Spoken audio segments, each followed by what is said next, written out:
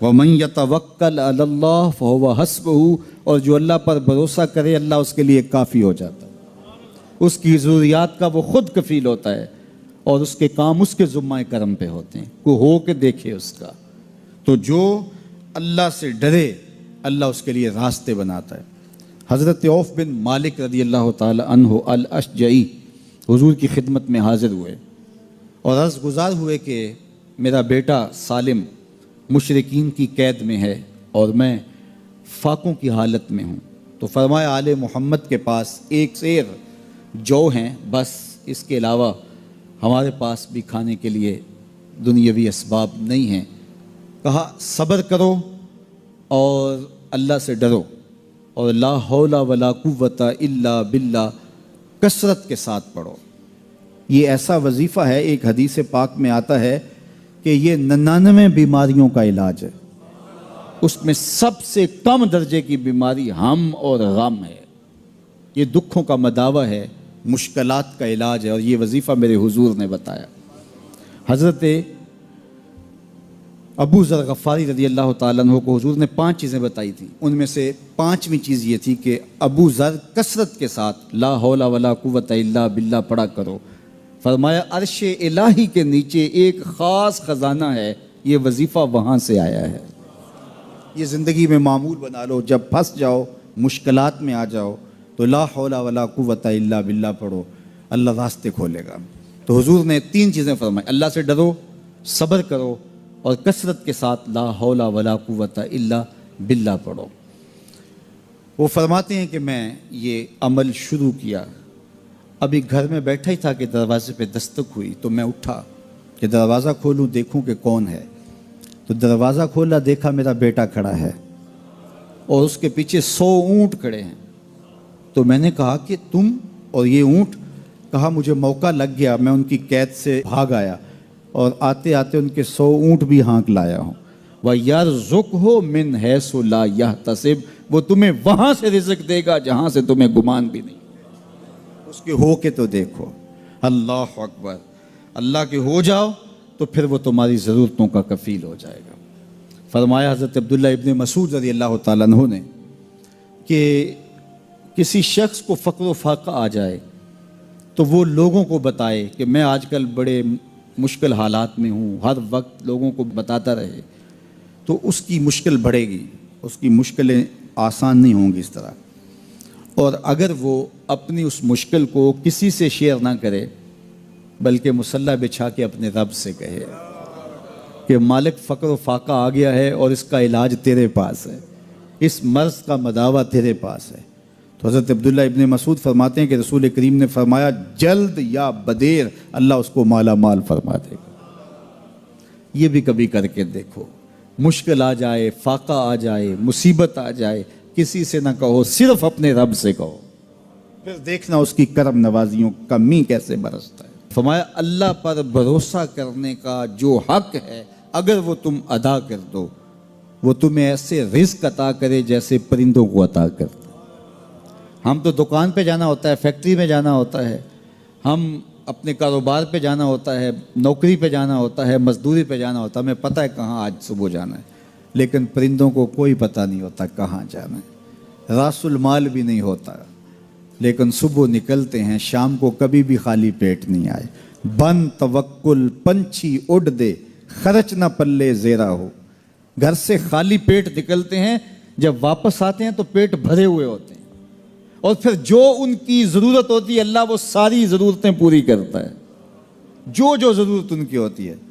یہ شیر کتنا گوشت کھاتا ہے اللہ روز اسے دیتا ہے، یہ ہنس روزانہ سچے موتی کھاتے ہیں، اور آپ مارکیٹ میں لینے جائیں لاکھوں روپے لگا کے تولے ماشے کے حساب سے آپ خریدتے ہیں، پھر بھی آپ کو یقین نہیں ہوتا کہ یہ سچے ہیں یا 2 نمبر ہیں۔ اور ہنس دنیا پہ کروڑوں جانور پائے جاتے ہیں، روز کھاتے ہیں، صبح بھی، شام بھی، دوپہر بھی، پیٹ بھر کے کھاتے ہیں، اللہ روز انہیں عطا کر۔ کہا اس پہ بھروسہ تو کر کے دیکھو، وہ تمہاری ضرورتوں کا کفیل ہوگا، اس پہ بھروسہ کرو گے وہ تمہیں وہاں سے دے گا جہاں تجھے گمان بھی نہیں ہوگا۔ ارشاد فرمایا جو اللہ سے ڈرے اللہ اس کے لیے راستے کھول دیتا ہے، اور اللہ اس کو وہاں سے دیتا ہے جہاں سے اسے گمان بھی نہیں ہوتا۔ حضور نبی رحمت صلی اللہ علیہ وسلم نے ارشاد فرمایا 4 اشخاص ایسے ہیں جن کو جنت میں جانے سے کوئی چیز نہیں روک سکتی، اور فرمایا اگر لوگوں کے سست پڑ جانے کا اندیشہ نہ ہو تو اے عمر میں تجھ کو کہوں کہ یہ بات گلی اور بازاروں میں لوگوں کو بتا دو۔ اور پھر حضور نے ان 4 اشخاص کا تذکرہ کیا۔ ایک وہ شخص جو والدین کے ساتھ حسن سلوک کرتا ہے، دوسرا وہ شخص جس کی اولاد زیادہ ہے ذرائع آمدنی تھوڑے ہیں لیکن وہ اپنی اولاد کے پیٹ میں لقمہ حرام نہیں جانے دیتا۔ جب ذرائع آمدنی زیادہ ہوں اور پھر حرام سے بچنا یہ بھی بہت بڑی سعادت ہے، لیکن جب ذرائع آمدنی بھی تھوڑے ہوں اور اولاد بھی زیادہ ہو تو پھر حرام سے بچنا یہ بڑا مشکل اور آزمائش کا مرحلہ ہوتا ہے۔ تو جو اس موقع میں رزق حرام سے بچا، قیامت کے دن حضور کے فرمان کے مطابق جنت میں جانے سے اسے کوئی شے نہیں روک سکتا۔ اور ہم صحابہ کی زندگیاں دیکھتے ہیں، فجر کی نماز ہوتی ہے، ایک صحابی جلدی سے اٹھ کے چلے جاتے ہیں۔ ایک دن آقا کریم نے پوچھا کہ ابو درداء کیا بات ہے؟ تو حضرت ابو درداء نے عرض کی حضور آپ جانتے ہیں آج کل مدینے میں کھجوریں پکنے کا موسم ہے اور سحری کے وقت ٹھنڈی ہوائیں مدینے کی سرزمین کو سلام کرنے بھی آتی۔ میرے ہمسائے کے صحن میں ایک اونچا لمبا درخت ہے کھجور کا جس کا جھکاؤ میرے گھر کی سمت ہے، اور جب ہوا چلتی ہے تو اس سے کھجوریں ٹوٹ کے میرے ویڑے میں گر پڑتی ہیں۔ میں جلدی جلدی اس لیے چلا جاتا ہوں کہ بچوں کے اٹھنے سے قبل وہ کھجوریں اٹھا کے ان کے گھر میں پھینک دو، کہیں ایسا نہ ہو کہ میرا بچہ کوئی کھجور اٹھا کے اپنے منہ میں ڈال لے۔ یہ صحابہ کا مزاج۔ اور ہماری سڑک سے گنے کی ٹرالی گزر کر تو دیکھیں، ہم بچے کو شاباش دیتے ہیں کہ بڑا دلیر نکلا ہے۔ جس کو آج آپ حوصلہ افزائی کر رہے ہیں کل بڑا ہو کے ڈاکو بنے گا، کل بڑا ہو کے راہزن اور لٹیرا بنے گا۔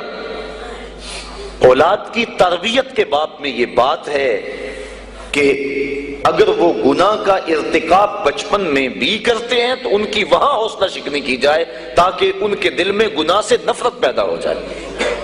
تو حضرت ابو درداء نے عرض کی حضور میں اس لیے جلدی چلا جاتا ہوں کہ ہمسائے کے گھر سے جو کھجور کا درخت ہماری سمت جھکا ہوا ہے اس کی کھجوریں جو گرتی ہیں میں ان کو اٹھا کے ان کے صحن میں پھینک دوں تاکہ کہ میرا بچہ وہ کھجور اپنے اندر نہ لے لے۔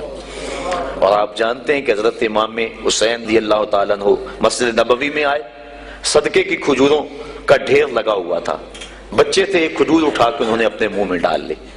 تو آقا کریم صلی اللہ علیہ وسلم تیزی سے آگے بڑھے اور ان کے حلق میں انگلی ڈال کر حضور نے کہا کہ اس کو نکالو باہر اور اندر سے کھجور باہر نکلوا دیں۔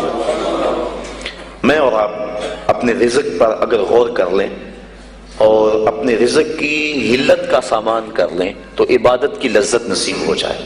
تیسرا وہ شخص کہ جس نے ایسی سچی توبہ کی کہ دوبارہ گناہ کی طرف جانا اتنا مشکل ہے جس طرح تھن سے نکلا ہوا دودھ دوبارہ اندر نہیں جا سکتا۔ اور چوتھی وہ عورت جس نے اپنی ساری محبتیں اپنے خامد پہ نچھاور کر دی اور اس حال میں مری کہ اس کا خامد اس پہ راضی تھا، اس کو جنت میں جانے سے کوئی چیز نہیں روکی۔